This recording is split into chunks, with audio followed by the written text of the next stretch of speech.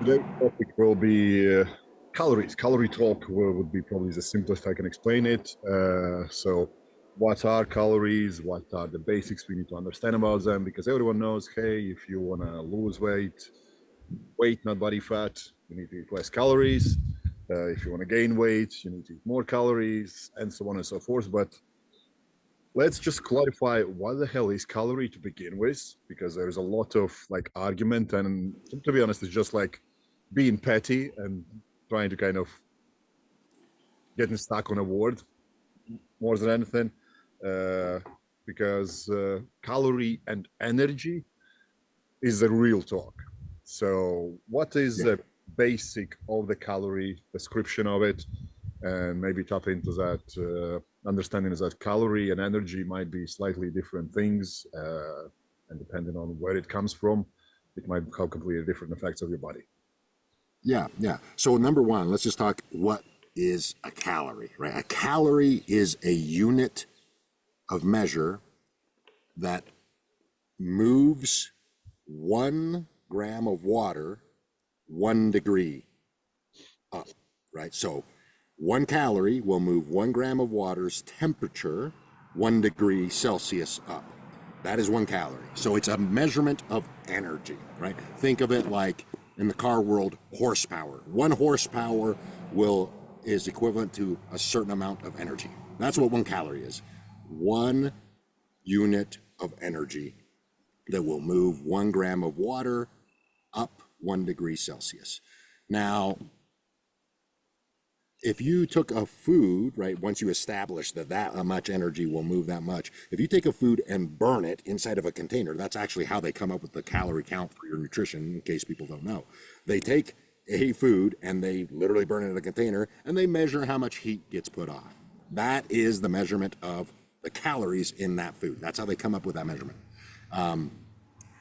That actually has nothing to do with what your body does with food, believe it or not. And I mean, if you've been following us for a little while, you kind of know that already from this image right here. Let me open this image in the tab. Yeah, let's go this way. Hopefully you guys can see this and it comes up clear. So here is the electron transport chain. Now you notice it says electron transport chain and not calorie transport chain. There's no calories in any of this, right? Your body does not care about how much heat or potential energy you're consuming. What it cares about is whatever you consume, whether it's in your mouth or like I'm doing right now, sunlight on my body and in my skin, how many electrons are coming from that food. And so just so that everybody is clear on what we got going on here in this picture, all food turns into NADH or FADH. And all of that food donates electrons to be transported across the electron transport chain to finally make water, ATP, and CO2, right? That is what's happening with all of your food, right? Now the proteins are coming into here to this ATPase and being folded to make structures, whether that can be structures for hormones, structures for peptides, structures for actual tissues.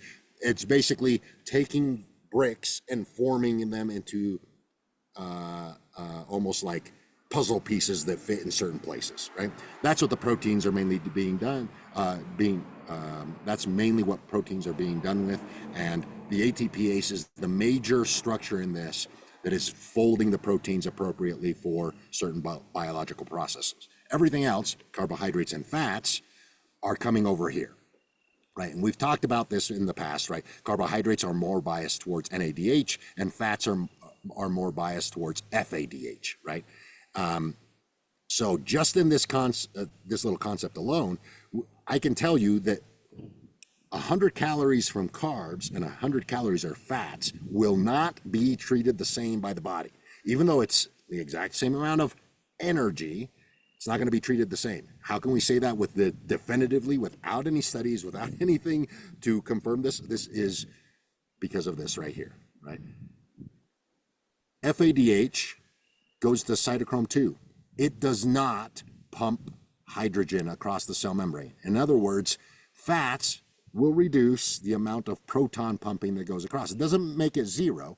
Fats still have a little bit of NADH, but they're predominantly FADH, so they'll pump a few protons across, hydrogen protons, which means there will be significantly less inflammation with a higher fat and lower carbohydrate profile of nutritional intake from day to day.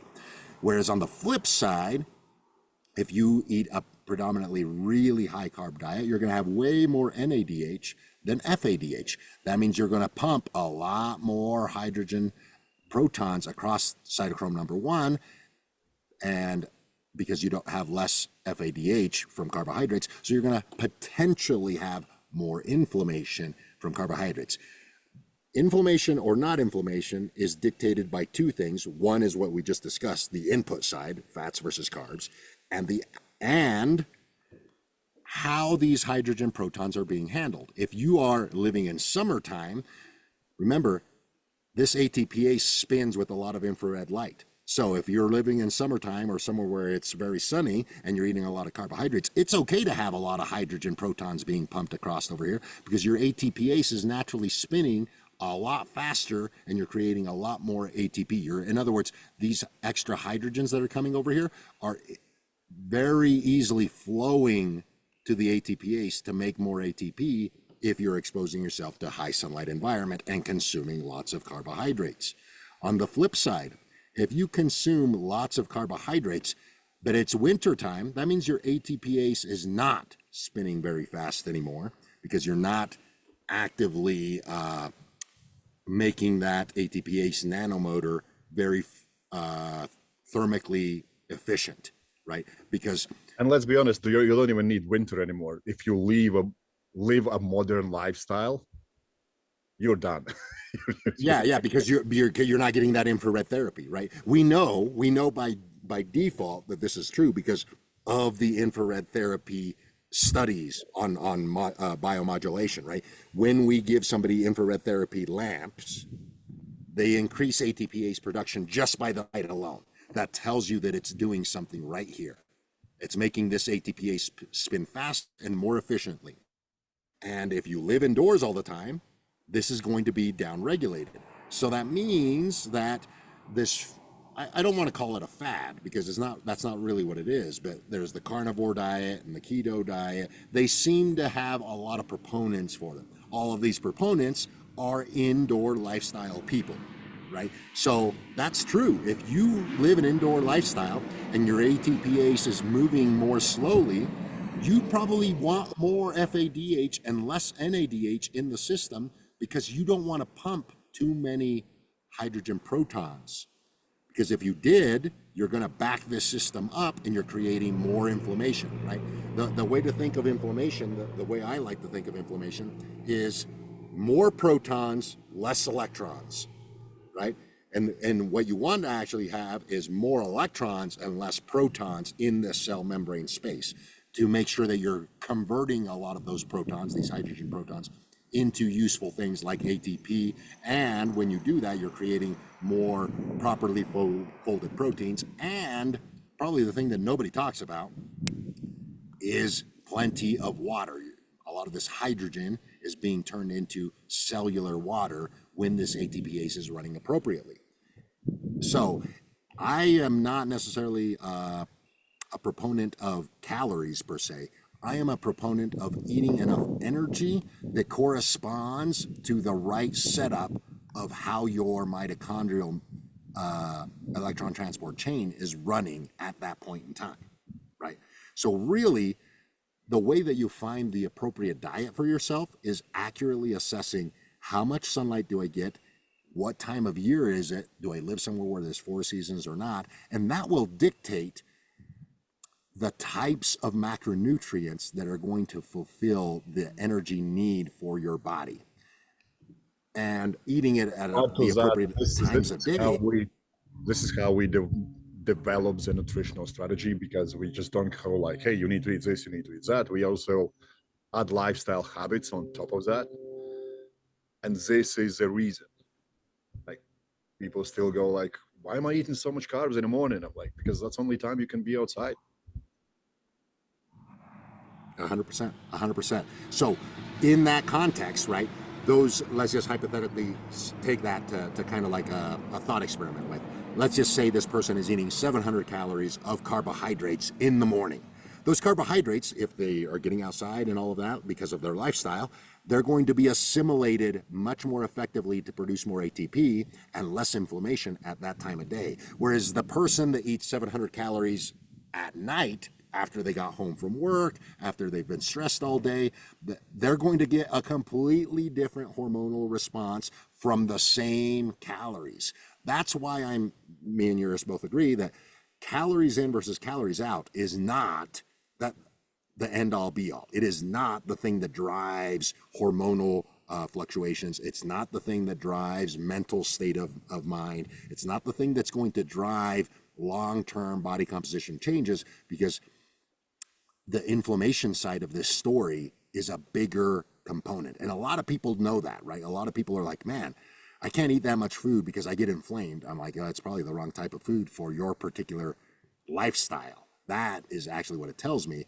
And it's not that you need less calories in terms of the calories themselves are making the problem, right? Same thing when it comes to body fat accumulation, right? If you are somebody who has a mitochondrial haplotype, right? And we vaguely have talked about this before, but if you have a mitochondrial haplotype that comes from the equator, what it means is this, right? What it means is that right here, this is called coupled or uncoupled. In other words, your ATPase can spin faster or slower independent of what food you eat, right? So if you're uncoupled, like Eurus is an uncoupled haplotype, right? That means that his ATPase can spin very fast, irrelevant of the electrons that are coming in here, as long as he gets outside and either gets cold stimulation or sunlight stimulation. Now, a coupled haplotype is very coupled. So that would be like somebody from like Usain Bolt or even me. I am more coupled than Eurus, more than likely. And what that means is that now the electron transport chain is more tied directly to the ATPase. So in other words, as I eat more carbs and fats, more electrons flow and my ATPase can spin a little bit faster. And then coupled haplotype will disproportionately get more sunlight to the ATPase to spin it faster. So that is a lineage that comes from your mother's side, and that's actually what dictates a lot more of how you handle certain carbohydrates or certain environments. For example, a very coupled haplotype, somebody who is very coupled right here, cannot live in winter time for a long time because this ATPase is very sensitive to sunlight and very sensitive to food. The problem is, if sunlight is not present, the food still backs this up. It still makes it inflammation, essentially, right? And when inflammation gets out of control, your body has to do something with that. And a lot of that has to do with insulin resistance and trying to dissipate all of that into it's trying to store that energy somehow, because you're not utilizing it for ATP production at that point in time. So how does it store it? It stores it through body fat. Whereas a very uncoupled haplotype, you give it a lot of food, this ATPase is going to spin even faster, right? It's not coupled to the food and sunlight. It's coupled to just get me outside every now and then, give me some cold stimulation, and give me plenty of food. My ATPase is going to spin faster. That is not the same. Again, I want to kind of interject that that's not a bad thing or a good thing. It's just a thing. You need to understand it. Yes, 100%, right? And that's why I'm saying, you can type in your body weight, you can type in your, male or female and your age, and then there's going to be a calculator that tells you this is about how many calories you're supposed to eat. Well, it doesn't know whether you're coupled or uncoupled, and this makes a huge difference. A huge difference. Well, before you carry on, how do people can figure out that? Oh, they can. Yes, I'm glad they can. Yes, 23andMe, but it's not your genes. It's not your nuclear genes. You need something called your mtDNA, so mitochondrial DNA. That is what you need to know. So a lot of people get confused or may not even know this. You actually have two genotypes in your cells. You have your nuclear genes. That's what most people think we're talking about, which is the genes from your mom and your dad being mixed, half and half. That's your nuclear genes. Your mitochondrial genes, 100% come, all of them come from your mother exclusively. So, for example, if I got my mitochondrial DNA tested, my kids do not have any of that because my wife gave them those mitochondrial genes and my mom gave me mine, right? So my mitochondrial genes are completely, because I'm a man, I cannot pass those off to my offspring. Only the mother can, right? So it's mtDNA is what you want. And 23andMe does offer it. And I do believe that Ancestry.com also offers it now, but you have to specifically ask for the mtDNA test. That is your mitochondrial haplotype. If it's an L, and you can look at it on a map. There's L0, L2, L1. Those are all equatorial. Then it goes up the alphabet, right? So L, M, N. So M and N are the next, like, Mediterranean and European type haplotypes, and then there's H's and J's and K's, and that's more Russian and Norwegian type haplotypes, more northern. And as you go up in letters, the haplotypes become more uncoupled. So that means that you can utilize more food for heat and ATP production without getting fat, versus somebody who's tightly coupled needs a lot of sunlight so that they don't get fat, because the sunlight is what dictates more of how the ATPase spins than the food. Does that make sense?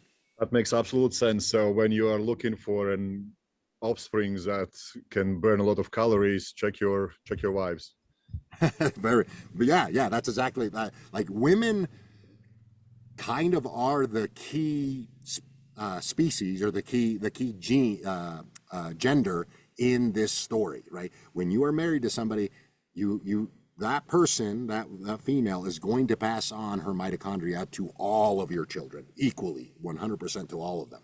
And so the symptoms that she gets are the symptoms that they will get in different environments. The symptoms that she gets from different foods are probably going to be the same symptoms that your children get from their foods. And not only that, we know that mitochondria is heavily involved in immune system responses. So that's also going to be something that's genetically inherited from the mother exclusively to the children. As the man, you're not donating any of that. You're only donating nuclear genetic material.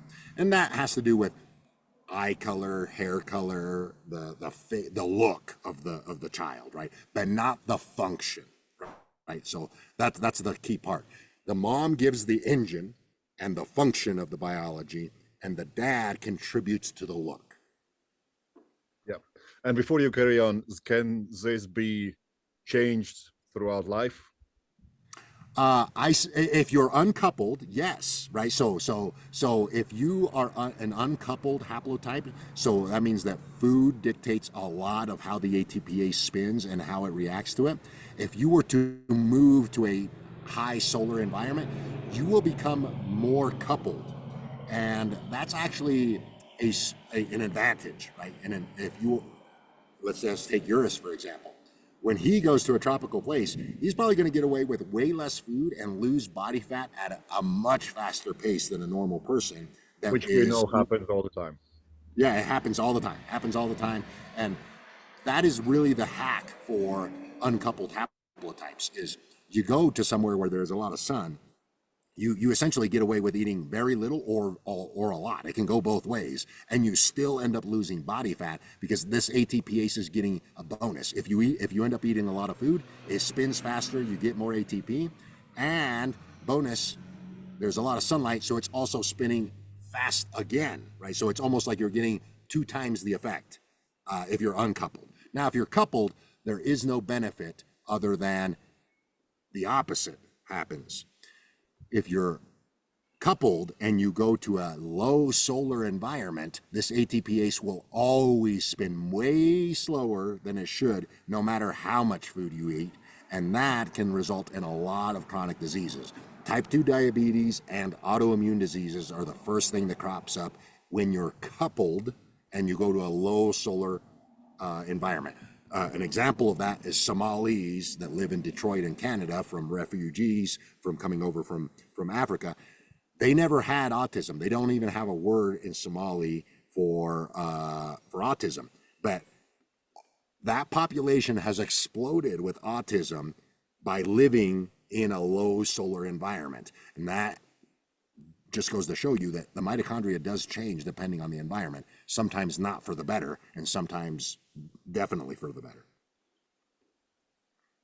So we are going down a really deep rabbit hole now. So let's dig into back and say calorie conversation of quality versus quantity, and what really does matter. So, calorie counting, I'm not a big fan. You're not necessarily that big fan as well. We're more about like, okay, can you get a decent quality food in first? And then we kind of see where your quality, where the quantity of the calories comes in. Yeah. So let's explain it. Let's explain it in this sense right here, right? So you'll notice right here that NADH gets turned into NAD plus, and it donates 2 hydrogen protons to go get pumped, and then 1 and 2 electrons to get pumped, right? So food is donating 2 things, hydrogen and electrons. Now the hydrogen is an atom, and that is dictated or coded for by sunlight. And there's 2 forms, heavy hydrogen and light hydrogen, or deuterium. The food will be coded for, if it's whole food, right? And this is where quality of the food matters, right? If it's synthetic, guess what? You don't know the hydrogen spin state of that food, and neither does the manufacturer, right? So you are tossing this up. This could be deuterium heavy or deuterium depleted, and if it is naturally occurring, in other words, a high quality food that was made in nature, then you can bet that this hydrogen is actually deuterium depleted. Why? Because nature, sunlight to be specific, depletes hydrogen in cell membranes. So foods that are very hydrogen depleted or high quality are going to be high quality animal products. Grass-fed eggs, grass-fed beef, wild-caught seafood, things of that nature are going to be very hydrogen depleted. Same thing with plants. Plants, vegetables, things of that nature, if they are grown outside, they are higher quality than the plants that are grown inside. And this actually goes even further. You can actually test this. Because you get into the conversation, especially when it comes to vegetables and fruits and stuff of that nature, there's the whole buy it organic or synthetically grown, right? Even though they're still, both strawberries. Let's talk about strawberries. Well, manufacturers like grocery stores and things of that nature, they want to verify. They want to verify whether your food, if you're a farmer, is organic or not. Are you actually selling them organic fruit, right? And you can test that. It's called a photomultiplier. It's a device that scans the fruit, and depending on the bioluminescence that comes back from the fruit, you can tell if it has light hydrogen or heavy hydrogen, because the difference in those dictates the intensity of light that's being bioluminesced back out. So if it is organic, it's going to have light hydrogen and it's going to give off way more light. And if it's not organic, it's going to give off less light in that biophoton multiplier. It's a scanning device. That is what they're testing for at the biological level. They are testing for the type of hydrogen that fruit is giving off, and it will be dictated by whether it was grown synthetically with pesticides and fake lighting, or under sunlight with less pesticides and all of that, because that's the quality of the food that's going to come out. Now, in animals, some of that does play a role in that, but it's mainly going to be, if it's animal source, it's more likely to be higher quality. If it's animal source and the animal was left outside to its own devices, is going to be even higher quality. And then plants are synthetically grown. That means chemicals are being used and synthetic lighting is being used, versus organically grown. Less chemicals are being used and natural sunlight is being used. What that's doing is it's changing the type of hydrogen that your body is using. So That is the depths of how I like to quantify food of quality, because the quality of those calories, so then it goes back to the calories, right, which is what started this whole conversation. 100 calories of organic strawberries versus 100 calories of inorganic strawberries, synthetically grown strawberries, are going to give you different inflammation responses because the hydrogen will be different. And it does not necessarily mean different weight loss effects, but it to me it sounds like it can have different effects on your overall health long term. Correct, which eventually leads to fat gain or no fat gain, right? And Like we've if you're also successfully used deuterium depleted water with some of our people that we work with to kind of deal with some misalignments what this can cause. That's exactly what. If you're actively or unknowingly putting in low quality food, you can almost bet that you're getting more deuterium than you should from the lower quality food. That's essentially what the conversation boils down to. Can you combat that? Yeah, you can combat that by upgrading the quality of the food, or by adding in more deuterium depleted hydrogen through the form of fluids, right? And so eventually that will impact your health, and then your health will impact activity, motivation, the way you feel, which then impacts body fat, right? So it's not directly going to make you fat, it's going to indirectly impact all the things that can make you fat. Does that make sense? Yeah, so I can boil it down to efficiency of your body dealing with food. That's a very good way to say it, right? The efficiency of how your body deals with it matters, and that matters way more than the calories. Mm. Because remember what the calorie people say: it's about calories in versus calories out. Well, there's two parts to that equation, right? They focus on the calories in a lot, right? Oh, just count your calories, just count your calories. And then they go, well, there's the calories out equation. You got to get enough activity. Well, the activity part is heavily influenced by how you feel and what your health is. Yeah. A lot, right? I don't care. Like, trust me, a fat person knows that they need to move more. That does not mean that they're motivated to move more, or that they, you see what I'm saying? Like, there's a health component in there and a motivation component, and the way that you feel when you eat things component to the second part of the equation, the movement, the calories out equation, right? And that is what this is talking about. When you eat high quality foods and get a lot of passive electrons, remember, because these electrons are what's creating this flow across this membrane, this electrical charge across this membrane, and eventually making cellular water and causing this ATPase to spin. You can get electrons for free without any food, and that makes you feel even better. That's why sunlight makes you feel so good. You are literally getting free electrons, especially if you're grounded, right? So now the food, right, the calories that you ate for that day matter even less when you're getting free electrons, because there was no FADH or NADH that came in, and you still got the electrons. Does that make sense?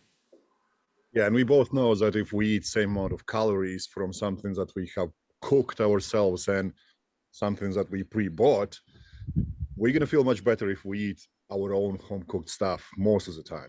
So, like I Yeah, was yeah, a couple days now, and I had to eat things that were prepared and whatnot. I just felt tired, you yeah. know.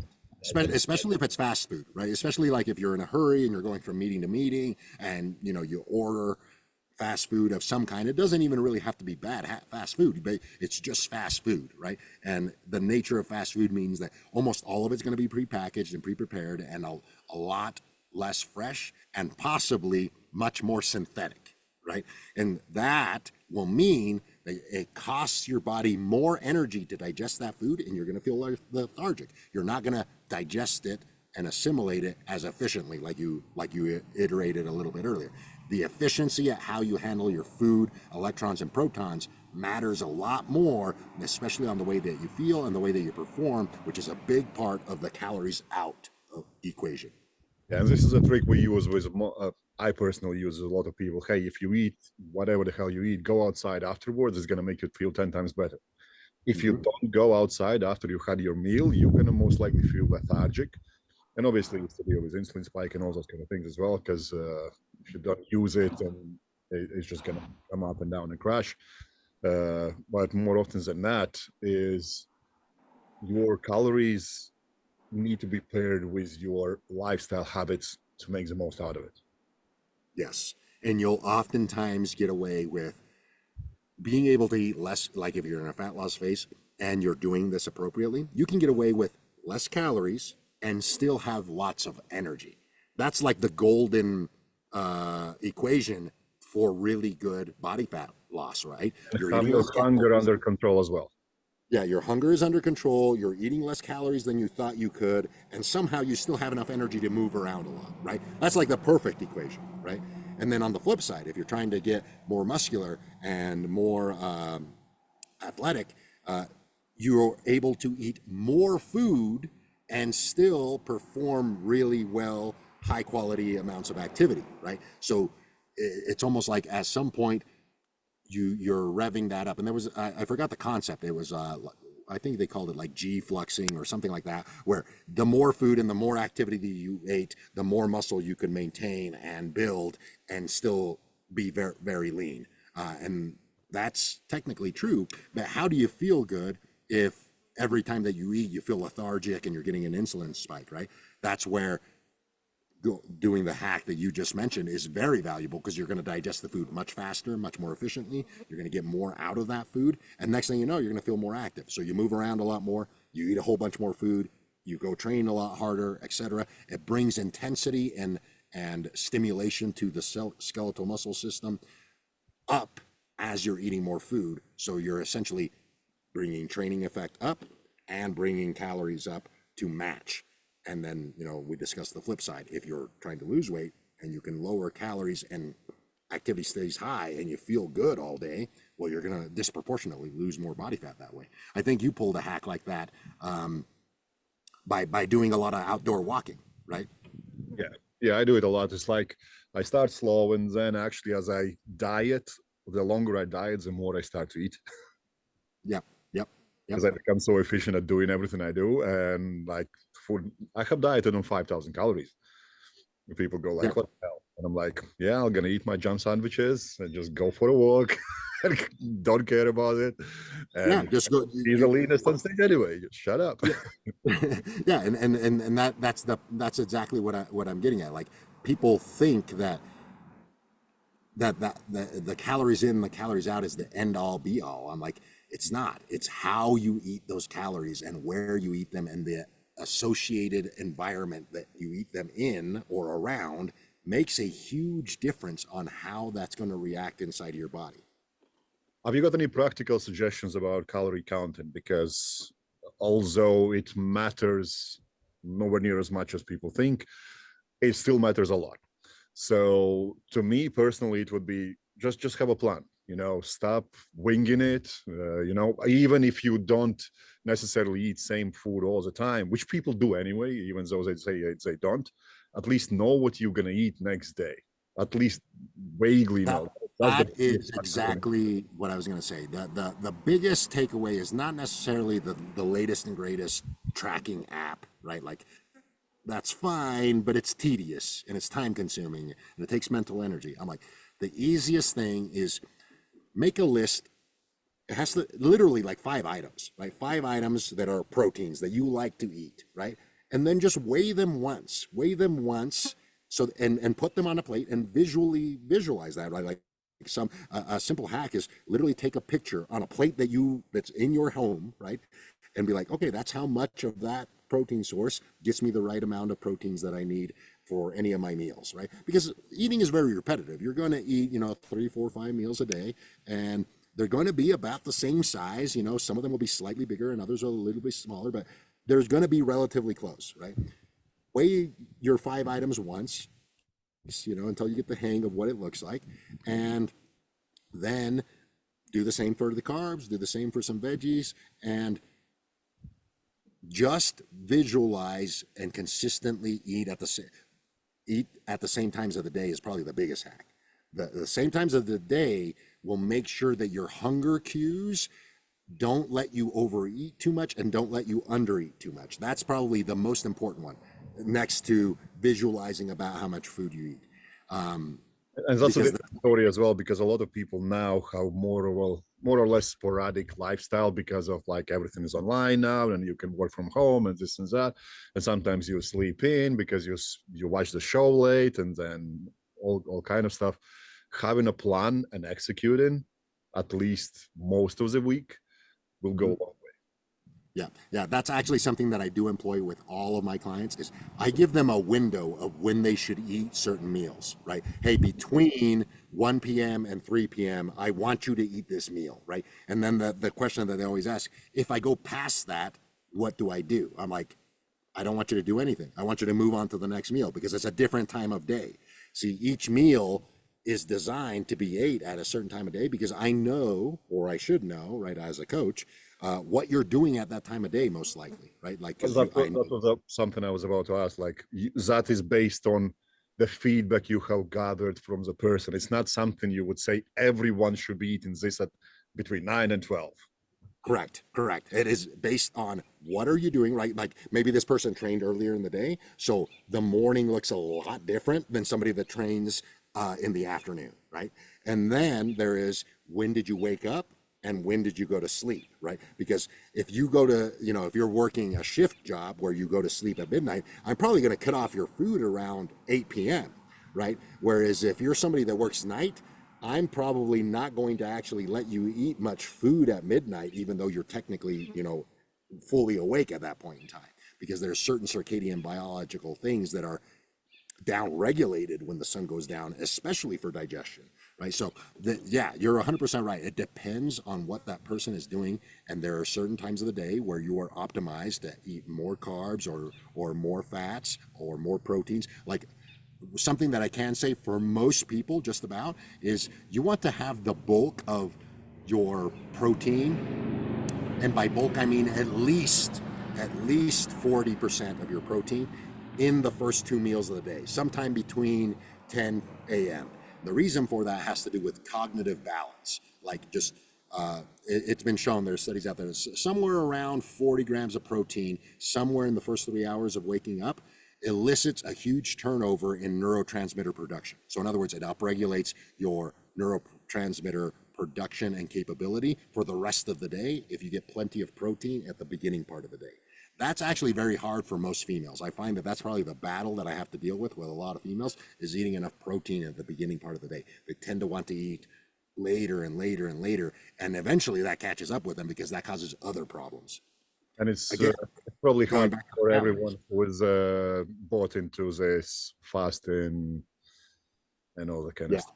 I've been fasting today. I'm like, what are you trying to do? You're trying to get healthier. You need to build a lot of muscle. You can't build muscle by not eating anything. Yeah, yeah, or even changing the cortisol response, right? Like if you're fasting, right, and you're eliciting a very high cortisol, but you're not fueling that cortisol, like maybe you're fasting and you go in and work at a computer all day long. That's like a double negative, right? Because you're not getting any sunlight to bring down the cortisol, and you're fasting, so cortisol is wanting to go up anyway, right? So now you're setting yourself up for a potential long-term adrenal fatigue, and I do see that in females. And I don't even call it adrenal fatigue. I just call it a pregnenolone steal, right? So cortisol is always being elevated, and it's stealing your DHEA and pregnenolone and sending it to cortisol. And you're doing it on purpose, unknowingly, right? When you do that type of We made a behavior. video about this autophagy and apoptosis and whatnot, and people still go into this. Yeah, but it increases growth hormone production. Yeah, that growth hormone is for when you starve yourself, it eats itself down. Yeah, we're probably Yeah. gonna make 10 more videos about that topic at some point. Yeah, but again, that goes back to, everything in this video has highlighted that yes, calories matter because it gives you a quantifiable amount of food to eat, right? That's really the only thing that I tie calories to. It tells you how much, but how much can be wildly different depending on the day, depending on your habit, depending on where you live, depending on the season, right? So you cannot say, hey, I dieted, for example, you dieted on 5,000 calories. Next time you diet, you're not going to go to MyFitnessPal and dial in 5,000 calories and just start eating that and lose weight. You know that, and I know that. Other people don't realize that that number means nothing the next time you try to attempt this because the environment has changed. Yeah. Yeah, I will start from scratch, understand where I am at, and then adjust from there. Yeah, Oh, and that is really where calories are valuable, because then you know where you're at, right? Hey, my calories are here, but I'm not getting the result I want. So I'm, depending on what that result is, you move them up or you move them down. It gives you an ability to quantify how much. But then you adjust other markers, like we just talked about, when you eat, what you eat at what times of the day will make you feel better or worse, and that plays a huge role in what happens next.